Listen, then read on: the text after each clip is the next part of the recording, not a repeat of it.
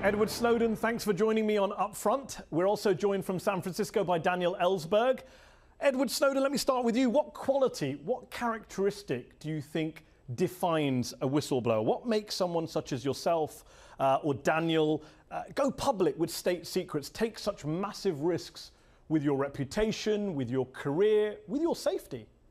It's a very difficult and kind of complex question, because I typically don't classify people. I don't like the whistleblower terminology, the hero terminology, or traitor terminology.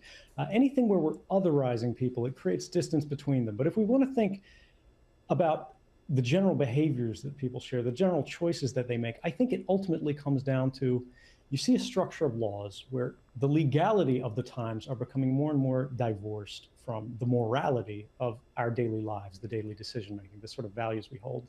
And when we have that, you ultimately have to make a choice about what do you have a greater commitment to, the law or to justice. And that's what being a whistleblower is about to me.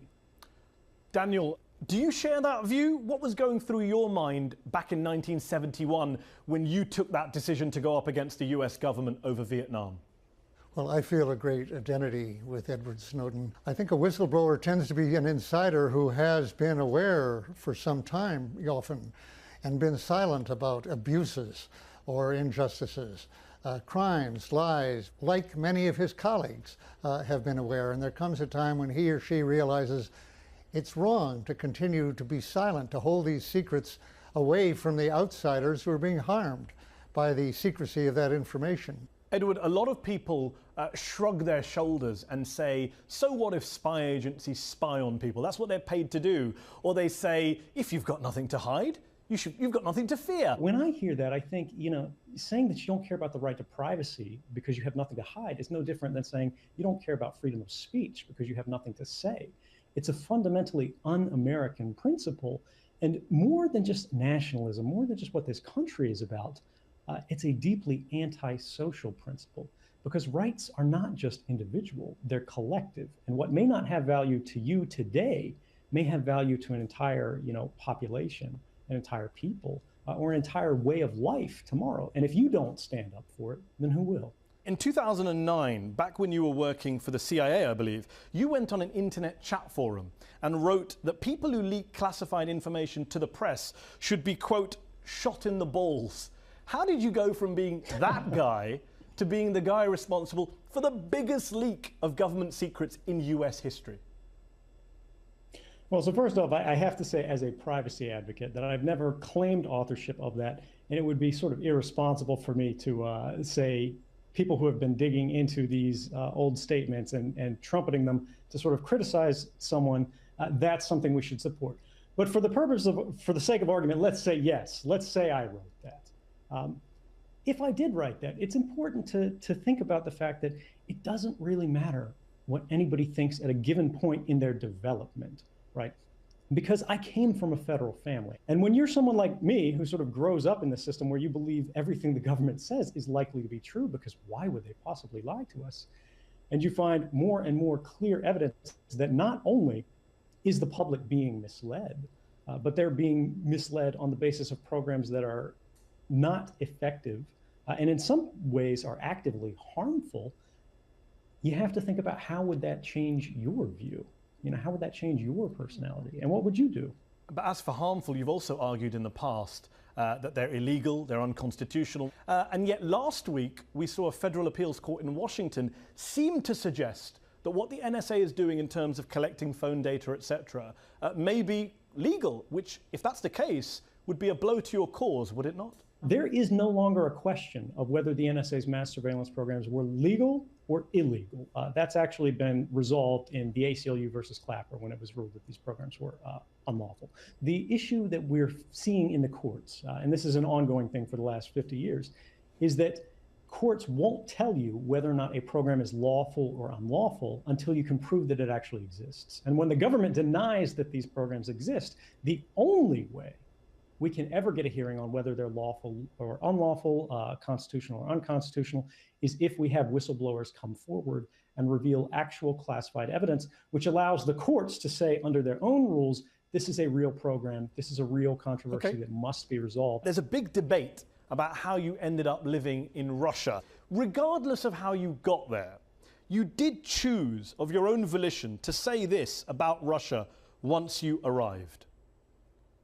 These nations, including Russia, have my gratitude and respect for being the first to stand against human rights violations. They have earned the respect of the world. Surely you must now, listening to that, regret making that pretty odd statement, given Russia's own awful human rights record. Is it something you want to withdraw? Do you want to take that statement back? Well, no, I think it's out of context. So it's important to actually look at it in a broader perspective. It was a list of nations. Yes. And the specific context of the statement was the first to stand up against the violations of the powerful. Yes, you referred to Venezuela, Bolivia, Nicaragua, Ecuador.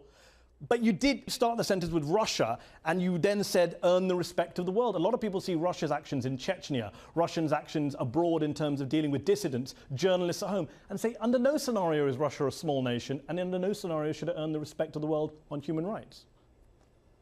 When I was speaking about this, I wasn't talking about the government specifically. I was talking about the nation as a people. And when you think about what's going on with these different populations, they're all struggling. And yes, when you look in Russia domestically, they have huge human rights difficulties, as with many other countries around the world. But what you also see in these countries is that there's a very strong movement to improve human rights. And while the government itself may work against that, the people obviously are trying to advance that. And I think that's something to improve. And I would point out that I've been extremely critical of Russia's human rights record, particularly as it relates to the internet, because we've seen a growing amount of censorship, a growing amount of critical, controlling, bad, and honestly, completely unnecessary laws. Would you describe President Putin as an authoritarian leader, a dictator? How would you describe him? I don't think anybody would question the assertion that he's an authoritarian leader. That's sort of his brand. What happens in August 2017, almost exactly 2 years from now, when your temporary asylum period in Russia expires? Where do you go next? Is the US, is a US return a possibility? We had President Obama's former Attorney General, Eric Holder, recently saying that the possibility of a plea deal was still on the table, although other US officials have said that the chances of a deal are now, quote, close to non-existent. Right, so all of the officials that say close to non-existent are speaking anonymously off the record. Eric Holder did make a significant sort of concession there, which is that people recognize that sort of a show trial, which is what's on the table right now, is not in the interests of the public. It's not in the interests of the government. It's not in anyone's interests, including my own. I have been consistent in saying that the only thing I want from the government in order to come back and stand trial is guarantees of a fair trial where I can, put forth a public interest defense. Let me put that point to Daniel Ellsberg. Daniel, a lot of people say Edward Snowden should follow your example. Come back regardless of whatever terms are offered and face a court of law. What do you say to them? I think Edward Snowden learned from my example and from that of many others like Tom Drake and really all of the whistleblowers who have been tried under President Obama. None of them has had a fair trial. I did not have a fair trial and could not have had under the Espionage Act, which did not permit me even to tell the jury ever why I had copied the Pentagon Papers, what my motives were, what I thought the benefit would be, what the harm might have been and what it wasn't. None of that was allowed in under the strict liability of the Espionage Act, which is what Snowden would be tried under. The fact is, I did have a fair ending to my trial. Charges were dismissed because of governmental misconduct against me. Just briefly, Edward, do you think you'll ever be able to come back? There's no question that I am living in exile, and I continue to expect to live in exile for the foreseeable future. At the same time, the government's primary basis for criticizing me for taking a strong position against me is that they say it's caused some damage. But now we're in 2015. And the government has never at any point demonstrated any evidence of any harm that's occurred as a result of these disclosures. And in fact, with each passing year, we see more and more evidence that this has done a tremendous public good. The laws inside the United States and outside the United States are all changing as a result of this information. And we are actually living in a more safe and better world that has greater respect for human rights as a result of the fact that we, the people, are now a part of the decision-making about this topic in government. I believe you also told the journalists who broke your story to spread out the documents you gave them because, quote, if the government thinks you're the single point of failure, they'll kill you. Do you really believe President Obama would have ordered the assassination of journalists as high profile, as well known as Glenn Greenwald, then of The Guardian, and Barton Gellman of the Washington Post? Surely you don't actually believe that. Certainly not in a way that would not be deniable. But at the same time, we have to look at the history of these cases. The President of the United States has already authorized the extrajudicial killing of a United States citizen far from any battlefield. And when you have that precedent set, and you think about the fact that from the government's perspective, these programs were necessary. They were vital to the national security of the entire nation. And there was one individual somewhere who, by interfering with sort of their ordinary operations, by doing any kind of operation, whether it was stealing their working materials, their journalistic materials, or whether it was indeed interacting with them in a physical nature, which would basically, I'm not going as far as to saying they would be killed. I do think that's a little bit too far. But the bottom line is you have to prepare journalists who have never worked in intelligence, who aren't they don't have a history in the Central Intelligence Agency, how seriously to take the reporting process. And when you say, if you are the single point of failure, if you make some mistake and advertise yourself as the one individual who the government can act against to stop this story, they will do so. I think that's a fair point and an important one to be made. How about Hillary Clinton, former US Secretary of State? She accused you last year of helping terrorists with your NSA leaks. Now she's being accused of mishandling classified data on her own private email servers. She's even being investigated by the FBI, the Justice Department. How would you describe Hillary Clinton? What would you say to her now? Now, this is a problem because anyone who has the clearances that the Secretary of State has or the director of any top-level agency has knows how classified information should be handled. And if an ordinary worker at the State Department or the Central Intelligence Agency or anything like that were sending details about the security of embassies, which is alleged to be in her emails, meetings with private government officials, foreign government officials, and the statements that were made to them in confidence over unclassified email systems, they would not only lose their job and lose their clearance, they would very likely face prosecution. Do you think she potentially endangered US national security by being so careless with her email? From what you know about email and hacking?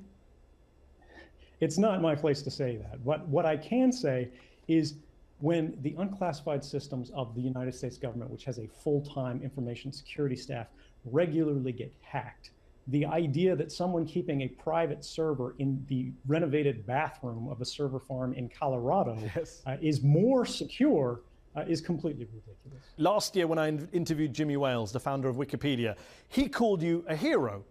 Daniels called you a hero too. Actor Matt Damon says his new Bourne film is inspired by you. So you're even inspiring action films. Others think you're a traitor. John Kerry, Secretary of State, has called you a traitor and a coward. Donald Trump, who's leading the race for the Republican presidential nomination, he called you a total traitor and said this about you. This guy's a bad guy. And, you know, there is still a thing called execution. Execution. Are you worried about what a President Trump might do to you? No, I'm not. You know, it's very difficult to respond in a serious way to any statement that's made by Donald Trump. But when you've got Donald Trump and John Kerry on one hand, and people like Jimmy Wales who are improving the world, on the other hand, I think it's obvious which side that most people would rather be on. However, it's not about who's right and who's wrong. The arguments about whether I'm a good guy and a bad guy are a complete a red herring. Say someone contacts you via encrypted email or whatever it is, and they say to you, you know what, I'm seeing horrible things. I want to go forward. I want to do what you did. But I see what you went through. I see what you had to give up. Should I do it or not? What advice would you give them? Do it or not do it? I think it would be inappropriate to give specific advice, but what I would say is this is what my work at the Freedom of the Press Foundation is about, where we try to create paradigms where people can not only reveal government wrongdoing about serious violations of people's rights on an individual and a massive population-based scale, but that they can also be safe in doing it. We have created new tools, new infrastructures, where people do not have to do and make the same choices that they have in the past, where they realize if they stood up and said something, if they said the government is breaking the law, that they would suffer for it, they can in the future maintain their anonymity at the same time that they provide a vital public service in telling us the truth of what's really going on within the government. Daniel, do you think he's best off where he is, or do you want to see him back in America? Do you think he's actually better off staying where he is? I don't think he can ever come back to America. I don't think, unless the law changes very significantly, I think the intelligence services will never forgive him for embarrassing them and curtailing their illegal activities. And I think their influence on future presidents is likely to be enough that I don't foresee his being able to come back. Edward, you're a modest man, and I understand you don't like it being all about you, but people are fascinated by you. I'm fascinated by you. I read an interview where you said you'd seen House of Cards, and I'm thinking, does this guy have a subscription to Netflix? How does he go shopping? Does he use a credit card? Because you're trying to stay off the grid. You're worried about US intelligence following you. How do you live? How do you shop every day? Do you get to go out? Are you going to be able to go out and watch the next Bourne film with Matt Damon inspired by you? Going to go to the cinema? Sure. You know, I've met with a number of activists, a number of political figures around the world. I even met with Daniel Ellsberg out here locally. I live a normal life. I ride the subway like anybody else. The idea that people have that, you know, I have to live under a rock is a fundamental misunderstanding, I think, of how the nature of exile has changed. The government may be able to prevent me from physically returning home to the United States, engaging with people in person, but the ultimate result of that, because of advances in technology, means I can't shop at Walmart, but I can still lecture at Princeton. And you can chat to me here in Washington, D.C. Edward Snowden, Daniel Ellsberg, thanks so much to both of you for joining me on our very first Upfront.